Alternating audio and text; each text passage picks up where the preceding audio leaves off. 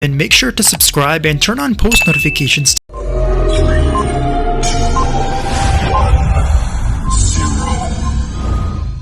Talk about money only after you have spoken about your attributes.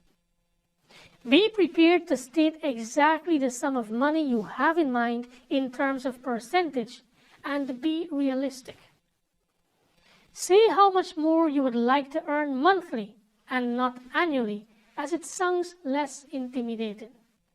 For example, if you earn $60,000 annually, that is $5,000 monthly, and you would like a 10% increase in salary, then you can state the percentage and then add, which is $500 monthly.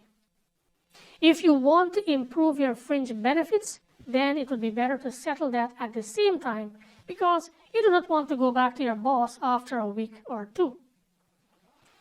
If the atmosphere is good and your boss is economical, but still in a receptive mood, you can by all means try to bargain. However, bargaining does not mean that you should tell him how much you would be able to earn in another company. This would lead to disaster. It is like saying, if you don't comply, I will find another job.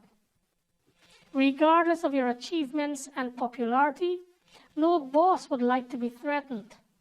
This would surely destroy the communication protocol and hinder your chances to win. In fact, you might as well start looking for another job. One of my subordinates used this so-called strategy a few years ago with me when negotiating a pay raise. It didn't work. And even though he was kept on the payroll, it took him an extra 4 months of top performance to convince us that he deserved a higher salary.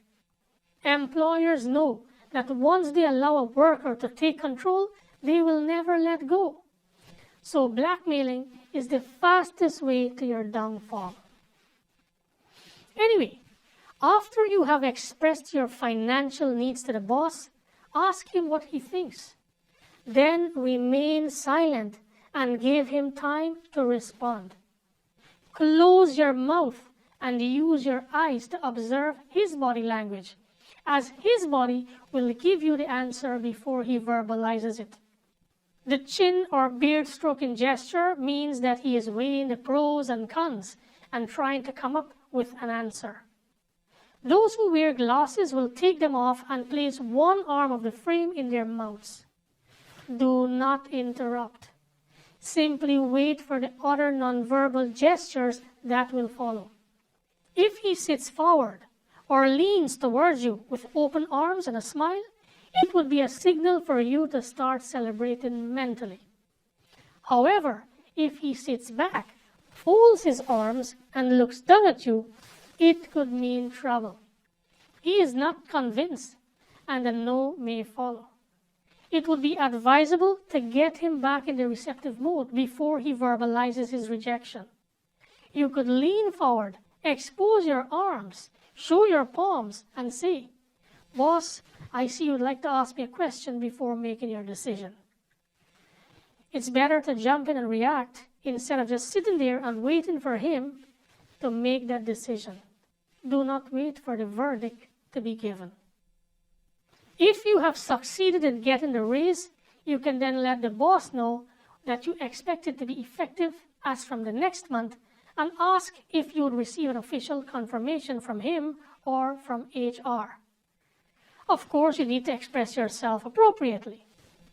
Before leaving the office, thank him for his decision and tell him you feel appreciated.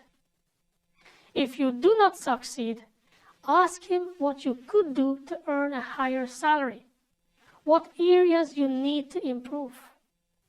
Finally, thank him for taking the time to speak with you as well as for his advice, and ask when would be a good time for another discussion. By accepting his decision and asking for guidance, you show that you respect his point of view. This will surely pave the way for your next salary discussion. Do not lose your temper. Do not slam the door. Do not burn bridges that you may still have to cross. And make sure to subscribe and turn on post notifications